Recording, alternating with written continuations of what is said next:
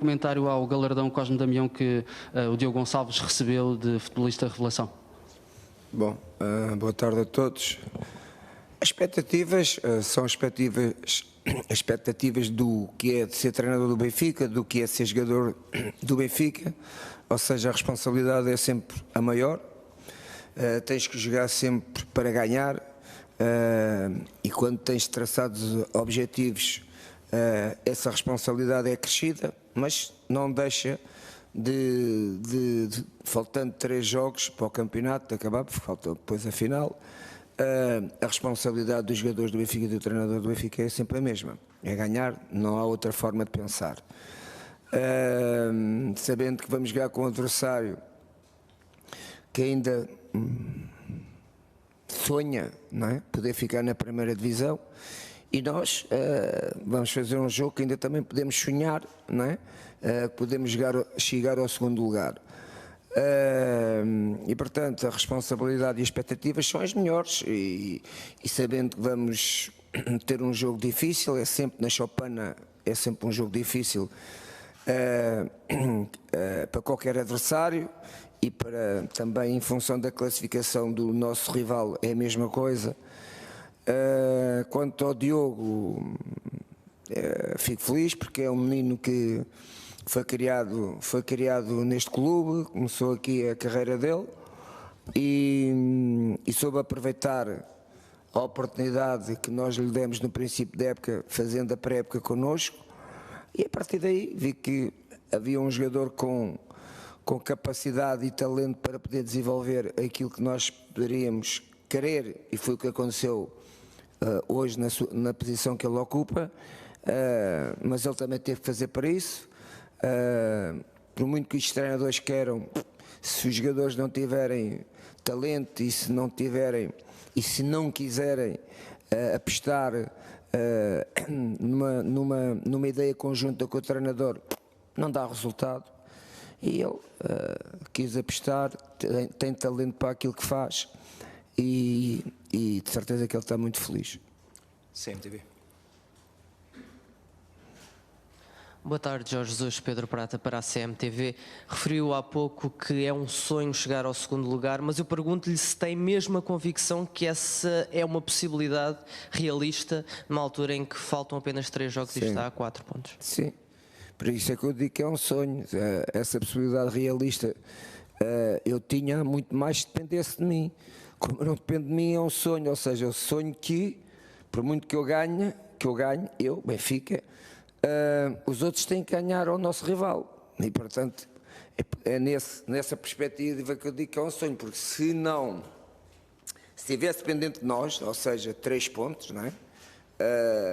Com o jogo que a gente efetuou neste momento, a gente podia estar numa possibilidade muito melhor, já não falava da mesma maneira. Portanto, quando se está dependente de outros, tu podes sonhar que pode acontecer, mas não és tu que não é a tua equipa que vai estar dependente desse teu sonho.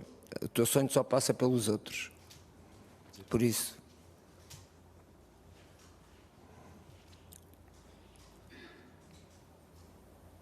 Boa tarde, Jorge Jesus, Clara Osório, RTP. Falava nesse sonho, nessa possibilidade, mas a 3 jornadas do fim, o facto do Benfica, o investimento que fez na época, estar a lutar pelo segundo lugar, ou seja, pelo acesso direto à Liga dos Campeões e ter apenas a possibilidade de vencer a Taça de Portugal, considera que é uma época falhada? Já respondi várias vezes sobre isso. Já que estamos a falar em sonhos, se me perguntassem no princípio da época se o meu sonho em termos de projeto para o Benfica era isto, nem nos meus sonhos ele existia, não é? Se é uma época falhada, neste momento nunca vai ser uma época positiva, mas ainda há algumas coisas para conquistar, não, faltando 4 jogos que ainda podem dar alguns títulos ao Benfica, não é os mais importantes, que os mais importantes é o Campeonato Nacional, não é? Como é óbvio, sabendo que há outros rivais que não vão ganhar nada, não é?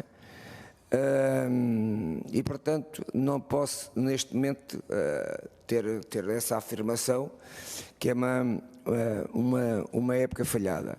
Por vários motivos que eu acabei de falar e por outros motivos que desportivamente,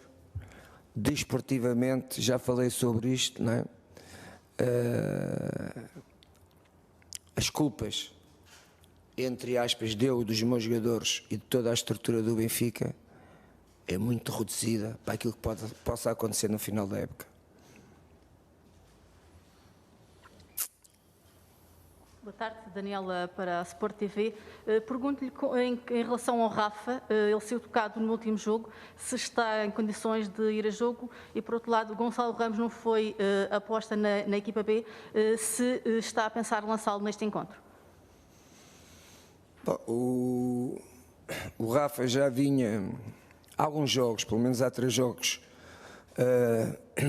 para trás, como é óbvio, a dar sinais de um problema que ele tinha no pé, que tirou-lhe alguma capacidade de rendimento dentro daquilo que ele vinha a fazer, porque o Rafa foi sempre um jogador com patamar alto da qualidade do jogo dele, e nestes jogos vinha, como eu disse, baixando um pouco o seu rendimento, que chegou ao momento de ter que parar e de que não vai para a Madeira, como não recuperou. Quanto às outras possibilidades de jogadores que não jogaram durante este campeonato, não foram tantas vezes titulares, essa possibilidade é a mesma, porque estes 3 jogos para mim não faz mudar as minhas ideias em função do que eram os objetivos do Benfica e daqueles que continuam a ser neste momento os objetivos do Benfica. Ricardo.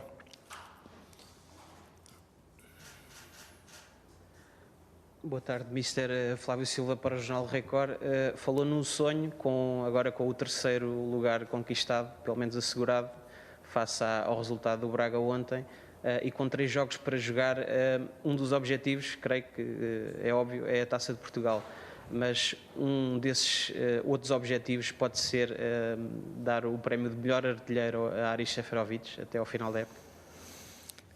Bom, é isso. Hoje restam-nos poucas possibilidades da gente ter muitas coisas para conquistar.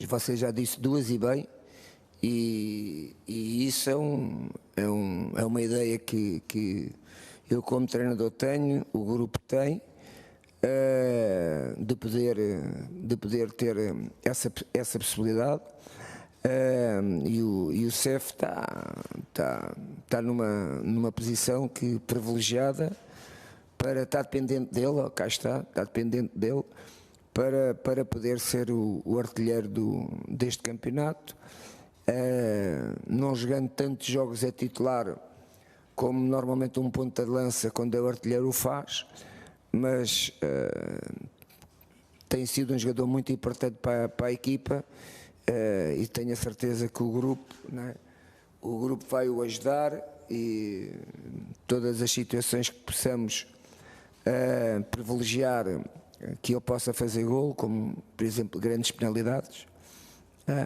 vai ser uma decisão no momento a gente vai ver qual é melhor. Mas já que eu estou a falar, eu aqui equivoquei-me, desculpa lá, a grandes penalidades ele nunca vai ter, porque o Benfica não tem grandes penalidades. Aqui equivoquei-me, não vai ter. Boa tarde, Mr. Bruno Henrique para o Jornal da Bola. O Mr. falou aí, e tem-se falado muito nesta época, no 2º lugar, as contas estão quase definidas. Precisa de um trabalho extra de motivação para este jogo, já que vai defrontar o último classificado, depois de defrontar o Futebol Clube do Porto, antes de defrontar o Sporting. É uma coisa que pesa nos jogadores, defrontar o último classificado a meio destes 2 jogos grandes, com as contas já quase resolvidas do campeonato? Não, é claro que a motivação dos atletas muitas das vezes é feita pelos objetivos que se tem para alcançar, mas o Benfica ainda tem um objetivo muito importante, ou seja, é o segundo título mais importante da calendarização de Portugal, e portanto, sendo o último jogo, e sendo também, como disse, tendo ainda um jogo contra o rival, não é? Portanto, há vários indicadores para que estes jogadores estejam sempre motivados para poderem trabalhar. E uma das coisas que eu não posso apontar a este grupo, independentemente da classificação que o Benfica possa ficar neste campeonato, abaixo do terceiro já não pode, mas acima ainda pode. Nunca lhes posso dizer que foi um grupo difícil de trabalho, porque foi um grupo sempre apaixonado, quando esteve bem, quando teve saúde para o fazer, não é? E se vocês fizessem uma classificação na segunda volta até ao jogo do Porto, viam quem é que estava em primeiro. A partir do momento que esta equipa começou a trabalhar normalmente, estes jogadores do Benfica têm esse privilégio e tiveram um comportamento que, independentemente de tudo, nunca vou esquecer. Jogo.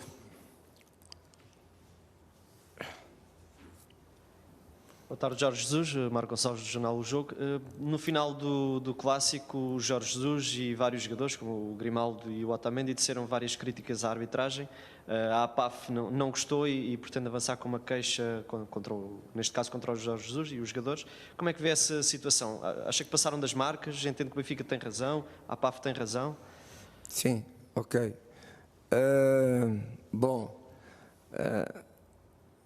Vou-lhe responder de duas maneiras. Primeiro, vocês sabem que eu sou um defensor daquilo que eu acho que os árbitros têm que ter autoridade dentro do campo sobre o que é o jogo e não só. Outra coisa, não é? É tu quereres ter autoridade de teres uma opinião diferente daquilo que aconteceu no jogo. E se aquilo que aconteceu no jogo, vamos agora falar, entre aspas, em julgamento, eu nunca posso ser julgado. Quem tem que ser julgado é a APAF, porque o que eu digo é verdade. E, portanto, como aquilo que eu digo é verdade, acho que eu não vou ter, nem mereço castigo seja do que for. E muito mais, volto a frisar, a APAF tem que se preocupar com os problemas da arbitragem português. E os problemas da arbitragem português não é se os treinadores dizem estão de acordo ou não estão de acordo. Porque isso faz parte de um país democrático.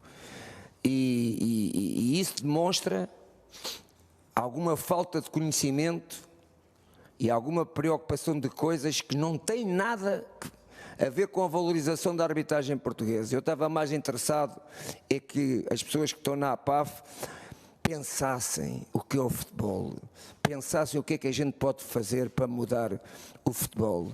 Por exemplo, o VAR tem que ser mudado. Está bem que não passa pela APAF. O VAR tem que ser mudado para bem do futebol, do futuro do futebol. Não tenho dúvida nenhuma. E se quiserem saber, eu tenho ideias para que esse mesmo VAR continue a ajudar o futebol, mas tem que ser mudado. Olha, ainda ontem, estamos a falar de futebol e por isso, ainda ontem estava a ver Real Madrid-Valência. Sevilha, desculpa. Real Madrid-Sevilha. Não sei se vocês viram um lance dentro da grande área, neste caso do Sevilha, que foi um contragolpe do Real Madrid, penalti contra o Sevilha. O VAR, passado 1 minuto, 2 minutos, não é? Vai buscar a jogada atrás, que foi um canto contra o Real Madrid, e vai ver no VAR que houve um lance que interferiu, que deu grande penalidade, neste caso contra o Real Madrid. Ou seja, o Real Madrid ia fazer o 2-1, não fez o 2-1 de grande penalidade, porque o árbitro marcou grande penalidade sobre o Benzema, e depois o VAR, passado várias ações do jogo, onde os adversários tiveram mais tempo para anular aquela jogada, vai buscar uma jogada, supostamente, vamos pôr supostamente porque eu fiquei na dúvida, mas mesmo que não houvesse dúvida, grande penalidade contra o Real Madrid, e o Real Madrid, em vez de estar a ganhar 2-1, em vez de ter feito uma grande penalidade, leva uma grande penalidade e sofre 2-1. Isto é para mostrar o quê? Uma coisa prática que o VAR tem que mudar. Isto não é compatível para o futebol.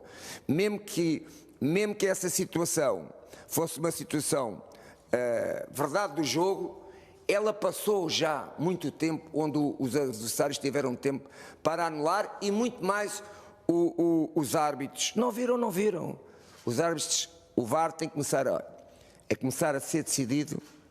Há duas formas de o fazer. Ou uma zona final, ou nas últimas nas três decisões do jogo. Não pode haver mais VAR se querem que o futebol português, o futebol mundial, continue a ter paixão, emoção, não é?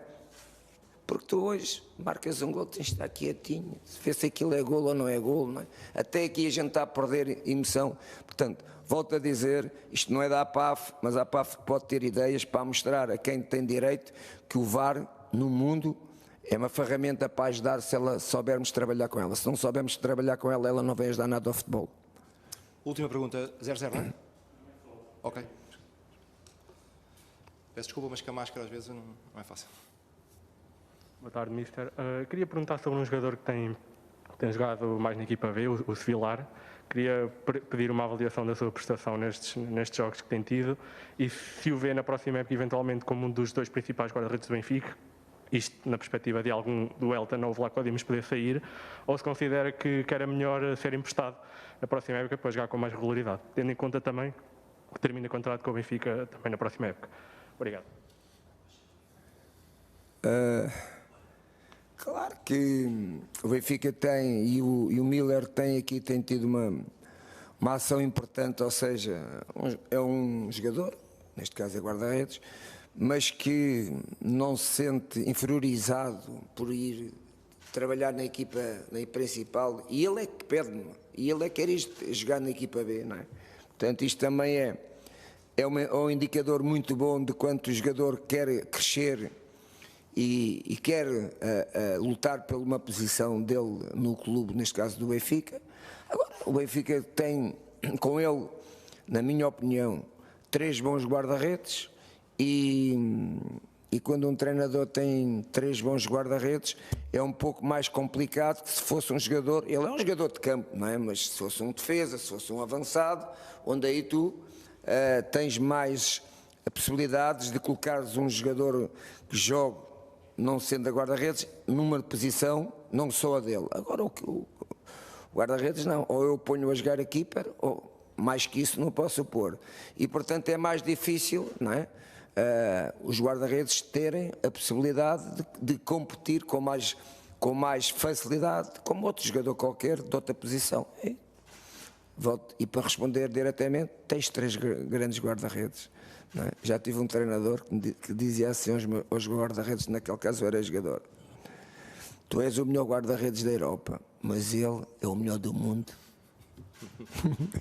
E não era guarda-redes, mas ouviu o que é que ele dizia. Os 2 guarda-redes: tu és o melhor da Europa, mas ele está a jogar, sabes porquê? Porque ele é o melhor do mundo. É para dar mais ou menos aquilo que você me está a perguntar. Tá? Ok? Tá, boa tarde a todos. Obrigado. Assim, a conferência de imprensa de Jorge Jesus desta antevisão ao jogo com o Nacional, uma conferência de imprensa que fica desde logo marcada pela afirmação de Jorge Jesus de que Rafa está de fora dos convocados, não segue viagem para a Madeira com a equipa, está lesionado num pé, tem sido atormentado por uma lesão no pé nos últimos jogos, como disse Jorge Jesus nesta conferência de imprensa, então não segue viagem para a Madeira para este jogo com o Nacional, que Jorge Jesus espera muitas dificuldades, disse até que